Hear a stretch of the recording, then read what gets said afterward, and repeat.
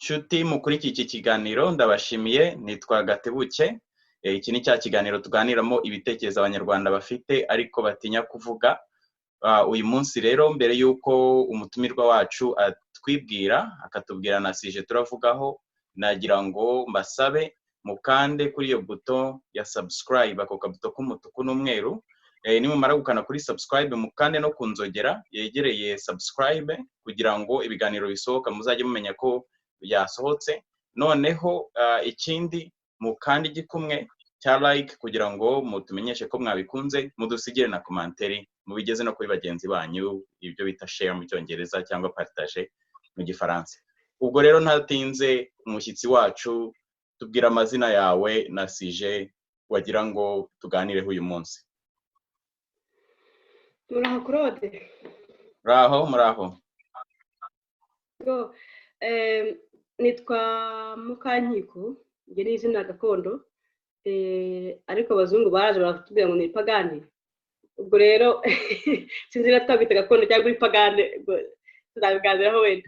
Noneho yindi nitwa Sylvie. Okay. None ukundira ipagani cyangwa iry'abazungu? Nkunda gakondo. Okay, gakondo. Reka tugendere kuri gakondo. None Mukankiko, ni iki wagiraga ngo tuganireho uyu munsi? Uyu munsi nagira ngo tuganire ku kibazo cy'abana b'abakobwa mu Rwanda baterwa amada. Claude, kuko mbona ari ikibazo gikomeye cyane, kandi ntabwo bagifatira ingamba uko bikwiye. Ariko mbere yuko ngira icyo mbivugaho, nagira ngo nawe uyu munsi nkubaze nk'umuntu w'igitsina gabo. Byose ntabwo abagabo baterwa amada, ariko barayatera. Abo yatera ni bagenzi bawe. Nagira ngo nawe utubwire icyo kubyumva uko ubibona. Ubusanzwe hari ibiganiro dukora byitwa Twibarize Rukara, aho abatumirwa baza akaba ari bo babaza ibibazo. None ndabona twebwe ibyari inama bibaye isoko, ibyari isoko bibaye inama, umenye tugiye kubivanga kuko nanjye ndibuze kukubaza. Okay, nta kibazo. Ngewe icyo nabivugaho, hari impamvu ndabivuga mu magambo makeya, nta nubwo nari niteguye kuba ari nge gusubiza icyo kibazo, ariko harimo ikibazo cy'umuco, hari ikibazo cy'amadini, hari ikibazo cy'uburezi, hari ikibazo cy'ubukene, hakaba n'ikibazo cy'ubuyobozi. Ibyo bibazo rero wenda mbivuge muri make cyane.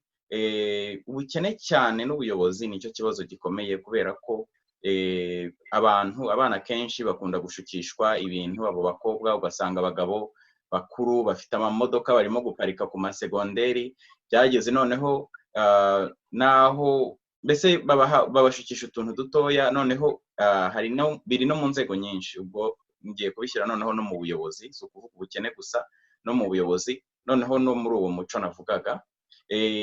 Hari ukuntu mu muco abagabo baba bari protege kurusha abakobwa, ugasanga nyine umuhungu wateye inda, umukobwa niwe bari kwita ikirara, umukobwa niwe bari gukurikirana, umukobwa niwe ufite ibibazo, umukobwa niwe ureze umwana wenyine, ugasanga mbese umuhungu icyo yakoze no gutera inda akigendera. Ibyo ngibyo ni ikibazo gikomeye, kudahana, ikintu cyo kudahana. Ubwo urumva ibyo biri mu muco, bikaba no mu buyobozi. Noneho ikindi, hari n'ikibazo cy'amadini avuga ati ibintu byo kwigisha biriya inyigisho zijyanye mbese n'imibonano mpuzabitsina ntabwo bigomba kwigishwa, ahubwo abantu bagomba kutabikora gusa. Mbese ugasanga abantu batazi no kwirinda, ari ugusama inda, ari no kwirinda izindi ndwara zituruka ku mibonano mpuzabitsina. Noneho hakaba n'ikindi, ubwo muri uwo muco, ariko no muri uko kudahana, no muri ubwo bukene, no muri ubwo butegetsi cyangwa ubuyobozi budakora neza, hari ikintu cy'uko abagabo bafata abagore n'abakobwa bakoresheje imbaraga bafite. Ntabwo ari ngombwa ngo amufate ku ngufu, akoreshe ibibaraga byinshi, ariko agakoresha za position afite. Abarimu bakima abakobwa amanota cyangwa bakabaha amanota babanje kubasaba kuryamana nabo. Hari umukobwa waciye hano wari uri mu rukerereza, nawe muri iki kiganiro wabivuze, ikintu cyitwa ruswa y'igitsina, ko ari ibintu bakoresha cyane kugira ngo nk'umuntu ujya mu mahanga asohoke, abagiye gusaba akazi, abagabo bakashaka nyine izo ruswa z'ibitsina. Noneho rero no mu nzego zose, si muri abo barimu gusa, si muri utwo tuzi gusa, hari n'umujenerali ntabwo tumuvuga amazina, Generali James Isumbirigi, bavuga ko aranarwaye ariko yirirwa ajya gufata abana bo muri za segonderi, abana batoya, akabatera n'izo ndwara. Donc urumva icyo kintu cyo kudahana, icyo kintu cy'umuco wo kumva ko umuhungu adakorwaho ari amakosa y'abakobwa gusa, ntabwo bivuga ko atari abakobwa bitwara nabi, ariko ibyinshi bino bituruka ku bukene, ku budahana no ku buyobozi butita kuri kino kibazo ngo gifatire ingamba zikomeye. Ni icyo ngicyo nabivugaho. Ubwo rero reka dukomeze noneho nanjye nkubaze nawe nyunganira, noneho dukomeze. Ubwo hari aho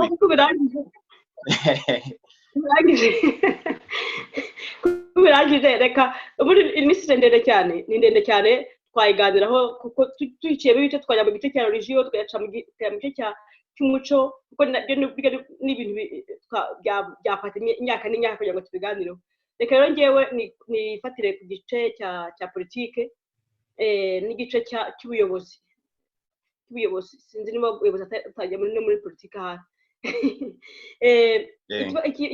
Ikibazo cy'ubuyobozi ngewe mbona biterwa ahanini bikira ku bagabo, kubera ko burya ubuyobozi ahanini Imana ijya kurema abantu yabaremye ko umugabo ari ubuyobozi, nuko nyine twageze aho nyine bigahinduka n'abagore tukabona tugatezwa imbere, ariko ubundi muri kamere umugabo niwe ufite ubuyobozi. Ubwo rero nkavuga nti noneho ngewe iyo ngeze muri ibyo ngibyo by'ubuyobozi n'abagabo na kamere byose ninjira muri siyanse. Mbwira ko bivuga mu Kinyarwanda, Claude. Menya ari ubumenyi siyanse. Ubwo ni siyanse bwoko ki? Ni biology kuvuga, na anatomy, ni physiology. Menya ari ubumenyi bw'umuntu wenda cyangwa bw'umubiri w'umuntu.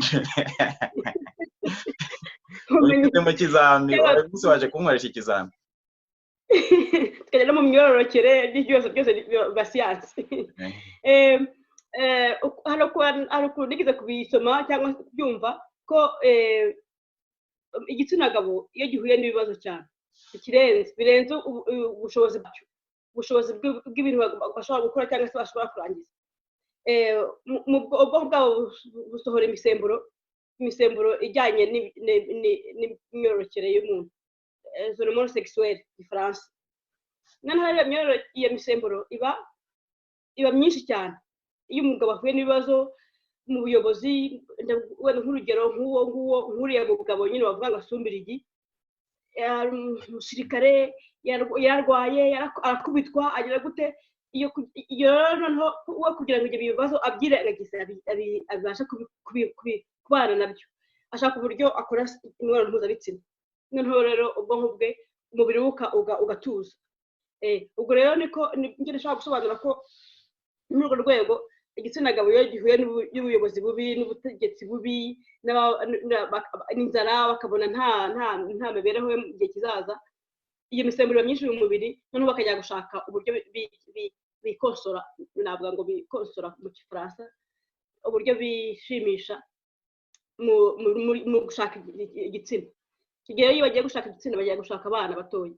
Abana batoya kubera iki? Kubera ko aribo babasha kuba bashuka, babasha nyine kubakangisha bimwe bavugaga by'uko ari abayobozi, agashaka kumwereka nyine ko niba ari umwarimu, niba atamuhaye amanota, niba atamuhaye atetse ku baryamane, aramwirukanisha cyangwa se amutsindishe gusa, ku buryo umwana avuga ati okay, aho kugira ngo mwarimu anyirukane cyangwa wenda agiye gutereka reme ndyamane nawe.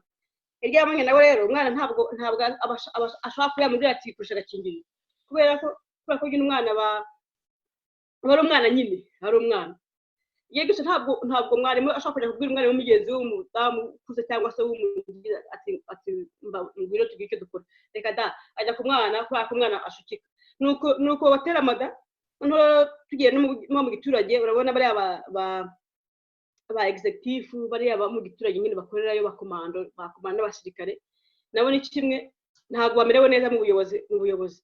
Baba batutswe, baba bakubiswe, baba ibintu byose mbese bamerewe nabi, batahembwe. ubwo rero ibyo byose iyo bimwivanze mu mutwe ajya gushaka uburyo atera amada, ajya gushaka uburyo arongora, mbese reka mbivuge mu kinyarwanda cyane, ajya gushaka uburyo arongora.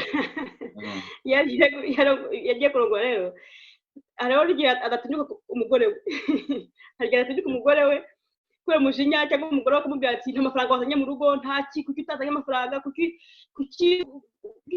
n'ibi, agata umutwe akajya kwishakira ka kana ko mu giturage kashonje, ashukisha amandazi cyangwa se ikigori cyangwa akana hagatera amata. Nuko bigena muri rusange, mbese ntatinze navuga ko ikibazo ari ubuyobozi bubi bw'igihugu, kavuga nti igihugu kiyobowe neza ku buryo abo basumbiriye nabo abasirikare nabo bande bose baba bakora akazi neza. Claude rero na hino muri bihugu byateye imbere, ukuntu umusirikare babayeho, ukuntu umupolisi babayeho, abihukanye ku kazi bisanzwe nyine nk'abakozi bandi bose. Noneho rero ariko urabona iwacu mu Rwanda ho umupolisi kugira ngo arye agomba kubanza kwiba, gukubita abaturage, kubagira gutyo kugira ngo abashe kuba yagira udufaranga ahembwa, ntabwo kitwa mu marira kandi na benshi cyane. Igihugu cyangaje abantu kubera nyine umutekano muke, cyangwa se no gushaka kurengera ubusugire bw'ubutegetsi bwabo, bashyizemo abasirikare benshi, bashyiramo abapolisi benshi ku buryo igihugu kitabashije kubitaho. Niyo mpamvu rero iyo misemburo yiyongereye mu mitwe yabo, ubwo uzashaka uburyo iyo misemburo igabanukamo nta kindi. Ariko hari n'ikindi kintu wari uvuze ngo nk'abo basirikare, hari n'ikibazo cyo kuvangavanga abasirikare n'abaturage. Ubundi abasirikare n'abantu baba mu bigo by'abasirikare ntabwo baba no mu baturage basanzwe. Kandi mu Rwanda hari n'ikintu cy'uko urabona u Rwanda amateka yarwo rwagize intambara nyinshi, uretse na ziriya zo muri za 90, hari intambara zo muri Congo, abasirikare baturutseyo baramenyereye gufata abana ku ngufu, gufata abagore ku ngufu, n'intuza n'amarorerwa bakoze, nabo barahari bavanze muri abo basivile, n'abademobe bavanze muri abo basivile. Icyo cyo ubona atari wenda ikintu kiri muri ibyo bishobora kuba bizamura abantu bamenyereye nyine kujya gufata utwana ko n'ubundi bajya kudufata? Nyine birimo kubera ko bangaje abasirikare benshi uwo kujya kunyine kurwanya umwanzi ngero no kurwana nyine muri Congo, badafitiye ubushobozi bwo kuzatunga nibamara kugaruka. Bo barafata abantu gusa babonye mu muhanda wose bakajyana bashoboye kugaruka. Yagarutse rero nibwo ntabwo bafite kubashyira, bakabajyana hehe mu baturage. Yageze mu baturage rero nibwo aburucyarya akabura uko bigenza, y'amafaranga yamenyereye akayabura, n'iyo igitsina yamenyereye akakibura, ubwo ya misemburo igatumbagira. Yatumbagira rero ubwo nibwo agenda ajya mu bakobwa, ajya mu tubari, akajya gufatayo abagore, abakobwa, agafata ku ngufu. Niyo mpamvu rero bibaye byiza bajya babakura aho muri Congo bakabashyira mu bigo kugira ngo ntibajyanyagire mu baturage.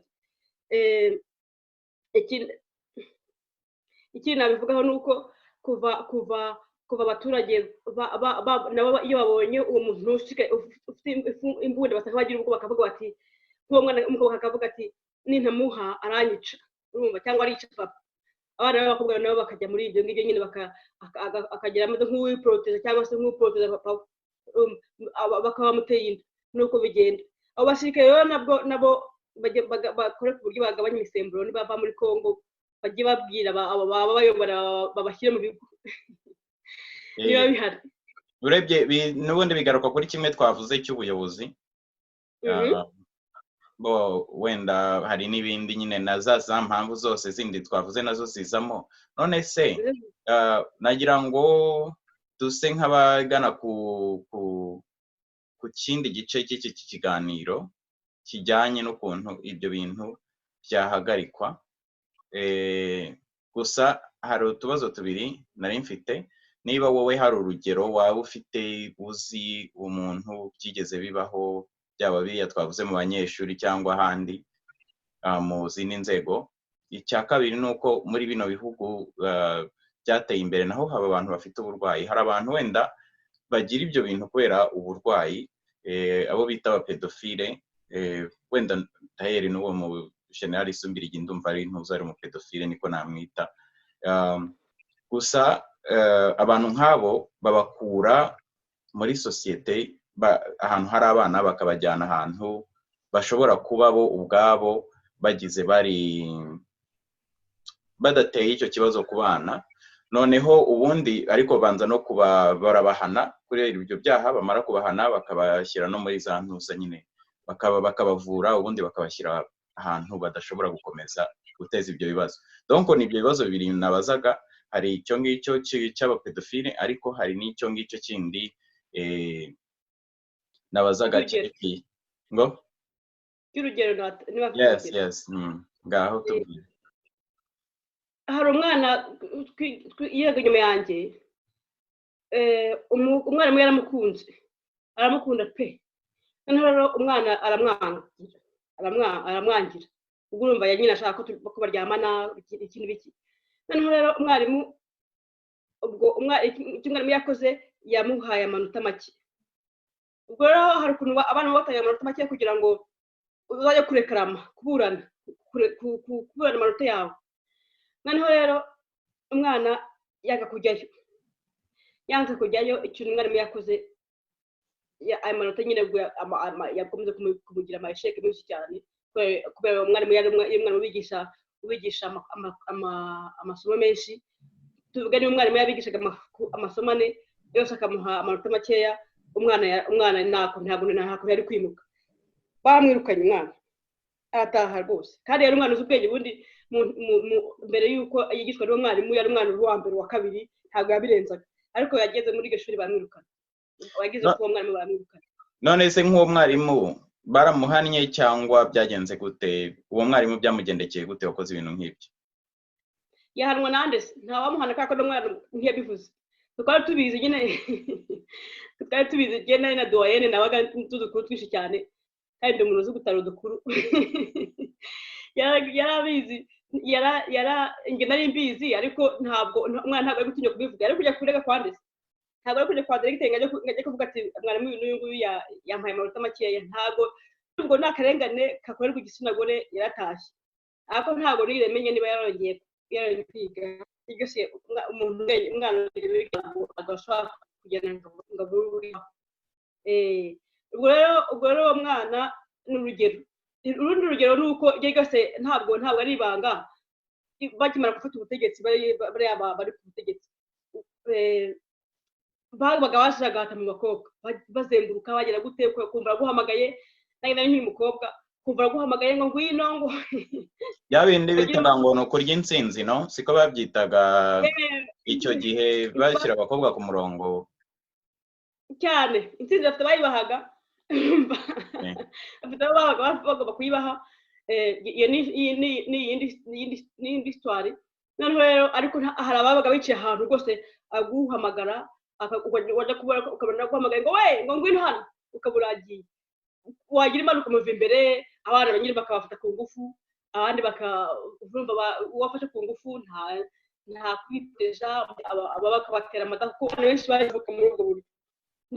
ntabwo ari ibintu bije ubu ngubu, ni ibintu byatangiye mbere, uretse ko no minsi mbona byiyongeye, hari ngo kubera iterambere ryaje, bimwe bavugaga nyine umuco wacitse, n'ibintu hajemo n'iterambere nyine, basigaye babashukisha n'amatelefone kugira ngo umwana atunge telefone, bashukisha utuntu nyine tugezweho nyine mu gihugu turi moderne na ubu ngubu. ku gihe cyacu rero twebwe, ndavuga mbere y'icyenda na kane, ntabwo bashobora kudushuka, sinzi impamvu, kuko nditega nk'urugero, ntabwo nari natsinze, nabaga mu giturage, ngewe nsinda segonderi ku bwa Burembe, natsinze ku bwa Burembe kubera ko nari mfite ahantu twigaga hari cya kintu cy'iringaniza cy'iwacu, nta bana benshi batsindaga mu gace k'iwacu. ngewe rongera amahirwe kuko byarahindutse nyine, urabizi, sinzi niba imyaka wari ufite, yari bize ku gihe igihe cy'amashyaka menshi, hari abaminisitiri ba Gata ariwe minisitiri w'amashuri. Agatagiyeho nyuma ya Bangura niwe wari minisitiri ndangiza primaire. ubwo rero ndatsinze nyine kuvuga nti ewa ishinga ribonye ntishaka kuncika. ubwo rero nta muntu washaka kuba yabagira ikintu ashukisha, ikibazo na cyose. ubwo navugaga nti iri shuri rincitse, ewa cya giturage nkagisubiramo, nazabaho nte banteye inda se mama yarafite utwana twinshi cyane namushyira kandi kana byagenda gute noneho rero ukwifata pe umugabo yaguciyeho yaguhamagara ukareba hirya cyangwa ukwiruka ukiruka urumva naho ubu ngubu babaha utuntu bakaba ngo mandazi nyine mwirindazi nyine ubwo byarangiye twebwe waremera ukaburara kwica ukaba wava mu gitondo wenda nko gutaha tugiye ku ishuri ukirirwa ugenda utariye kujya nimugoroba ukavuga uti ndarya ngeze mu rugo cyangwa se nzarya n'ejo aho kugira ngo umusore yagufata akajya kugurira fanta byari bimeze ubu rero byarahindutse nyine iterambere ryaraje nta kundi. Noneho reka dusoze nagira ngo nkubaze kuri wowe umuganda watanga w'igitekerezo cyubaka uvuga ni gute icyo kintu cyakosoka niwo muganda nimo kukubaza icyo gitekerezo wowe watanga ukageza ku banyarwanda bakurikiye iki kiganiro n'abayobozi kandi turabizi ko bagikurikira bakatubwira ukababwira uti ni gutya byagombye kugenda wowe ni ikihe gitekerezo bifiteho? Reka mpere ku abayobozi b'u Rwanda rwose nuko ari bya bindi muri Afurika nyine ngo abayobozi ngo bagomba kuyobora igihe ubuziraherezo. Abayobozi b'u Rwanda baraniwe ku burya iyo imyaka 25 imaze population no kuvuga abaturage mu abaturage aho kugira ngo bane kwiyongera kandi babishyemo imbaraga nyinshi cyane n'amafaranga ni ukuvuga ko hari ibintu badashoboye. Ikintu nabasaba ni ukwegura kuko nta nubwo bashobora gukosora kuko ibintu utakosoye imyaka 25 ntabwo wabikosora ushaje, utakosoye ukifite amaraso mashyashya ntabwo wabikosora ushaje. Iyo kintu nabasaba ni ukwegura bakareka abafite amaraso mashyashya bakayobora kuko iyo yose abantu barimo b'abakecuru n'abasaza hari ibintu batabona bataza gukurikira bijyanye n'iterambere ariko urubyiruko rushobora kubanza gukosora rwose byihuse cyane.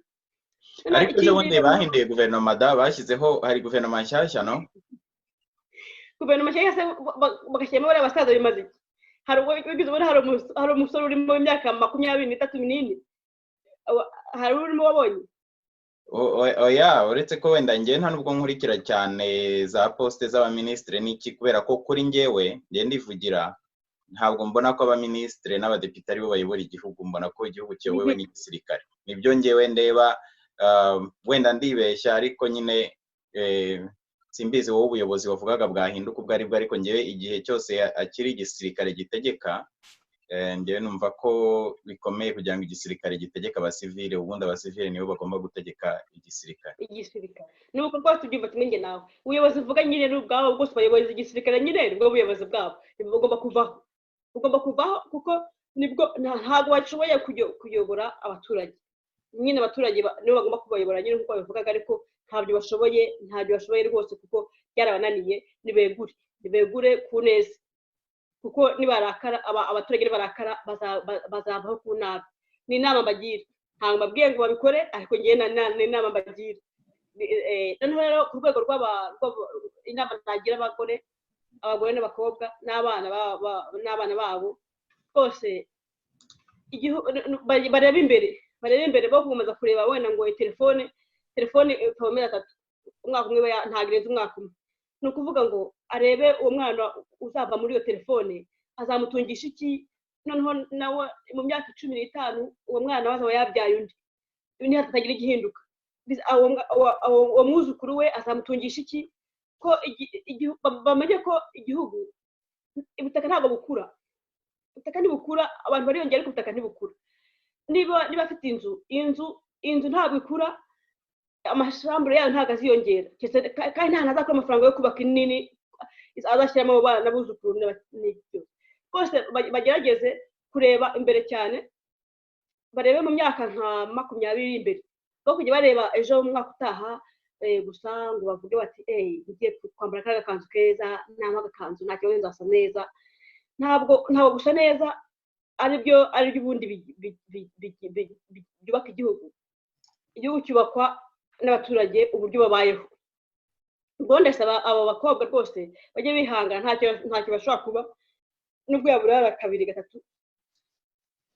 3 umuntu w'igitsina gore ngo dufite ibinure byinshi ku mubiri bituma abagore ntabwo dupfa gupfa vuba nibyo nibyo umuhungu apfa mbere y'umukobwa. none se nta kintu ubona wenda cyahinduka mu mategeko gishobora gutuma ibyo bintu bigabanuka cyangwa se impact yabyo mbese uburemere bwabyo buzite bugabanuka? yewe burya hari ikintu amategeko ntabwo nyemera gushyira amategeko ahubwo ntibyagombye kubaho kubera amategeko ubundi bayashyiraho kuko hari ibintu bitagenda neza.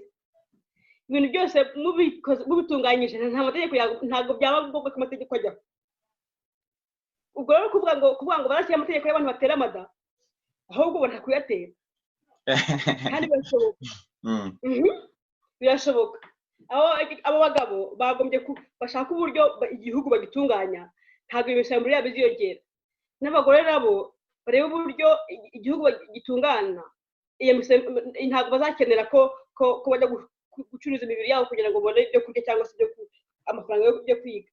ubwo rero ayo mategeko rero ntabwo azaba ngombwa, ariko rero biramutse byanze bashyiraho amategeko cyangwa se wenda ingamba wenda navuga ni uko abo bana batuwe amada arabafata ku ngufu nyine leta yashaka uburyo ayo mada bazajya bakuramo bitaragera kure.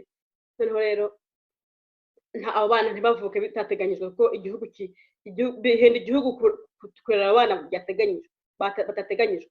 Ni ukuvuga ngo hari abibeshya rero ngo wenda ngo buriya bwana ngo buzajya mu muhanda ntabwo biturebaho, wenda nka minisitiri runaka akavuga ati reka njyewe ntabwo bindeba buriya bwana bwabaye imbobo ntacyo bundebaho. ubwana bwabaye ibone kamara kugira imyaka 18-20 akabura icyo karya hanyuma imodoka yawe ukazayimena cyangwa se akaza akagutera gatarina ugakubita ibintu ukakwangiriza. nturumva nawe yanda yavutse itateganyijwe nawe zabimugezeho nubwo yireta ngo ni minisitiri cyangwa se ngo ni minisitiri kazi na iyo ndiza igize. abo bana bashanye imihanda imodoka zabo zizaca hese. abo bana bangiza amazi bakangiza amashanyarazi kubera ko bayibirara bose nabo bazabura umuriro wo gutekesha ibiryo byabo. urumva afite ni mu rwego rw'igihugu n'abantu bari hanze nyine bavuga bati ntabwo tureba cyane, ariko Claude tuvuga wenda bizi ko nta mama wawe ufite wenda cyangwa se ariko wenda ntubuze umuntu mu Rwanda ufite wenda n'uwo mwiganye cyangwa se n'uwo mucuti wawe, hari igihe ushaka kumusunikira udufaranga ukavuga uti reka nkusunikire udufaranga wenda ugure nk'akamodoka cyangwa se ugure nk'akamoto. aho kamoto wa mwana zakamena naburi cyane cyangwa zakibi cyangwa zakibi urumva nawe n'amafaranga yawe azapfuye ubusa cyangwa se akoze kitagombye gukora. ariko umwana ataravutse ntacyo wowe nta kibazo wagira, n'uwo mucuti we ntacyo yagira, n'igihugu nta kibazo cyagira. ubwo ni ukuvuga ngo ni ibintu bireba abantu bose umunyarwanda wese. noneho rero twabirangiza byatunanira tukitabaza n'amahanga. Okay, ndagushimiye rero Mukankiko iki kiganiro duhaye, ubumenyi duhaye. Icyo nagusaba mbere yuko usezera, mbere yuko dusezera abakuri iki kiganiro, mbanze nabasabe mbibutse abatarabikora bakande subscribe kandi ababikoze ndabashimiye. No kuvuga iki kiganiro hagize umuntu wumva wenda ibitekerezo watanze agashaka kuguhakanya, nagira ngo ngusabe utwemerere ko abo bantu bashobora kuza mukaba mwabijyaho impaka cyangwa se mukabiganira mu kiganiro nk'uko nguko turi kurebana. Icyo kintu urakinyemereye? Ndagikwemerera rwose Gatebuke, ahubwo uzababwire Batebuke niba bahari. Nzababwira Batebuke rwose byaba ari ibijyanye no gukuramo amada kuko njyewe ndabyemera rwose nanjye nabikora ntwayinde ntateganyijwe, ntabwo ari ibanga, ntabiteguye, ntabwo ari ibanga rwose. ibijyanye na religion nabyo uko mbyemera twaganira, ibijyanye na politike twajyamo byose karibu abantu bose bashaka kuganira nanjye ndabikunda cyane. Okay, noneho rero ubwo ndagushimiye cyane ubumenyi watugejejeho, ubushakashatsi bwawe, ubumenyi bwawe wagejeje ku banyarwanda bakurikiye iki kiganiro. Twizere ko kizagirira abantu akamaro, abategetsi namwe inama yabagiriye twizere ko mwazumvise kandi ko muzazikurikiza. Ahasigaye rero abafite ku manywa mu bakuri iki kiganiro ndabashimiye umunsi mwiza abafite nimugoroba muramuke sivingaho sezera ku bakuri iki kiganiro. Claude Gatebuke reka mbanze bari wompera kubera ko no wundi hafi usezereho wakoze cyane wakoze kandi kunyizera ngo umpakanye kuganira nawe noneho kandi reka seze no kubatwumvaga babwire nti mukomere amahoro y'Imana abandi namwe kandi izo zitateganyijwe dushaka uburyo tuzirwanya. Sawa murakoze ngaho naho ubutaha. Murakoze namwe.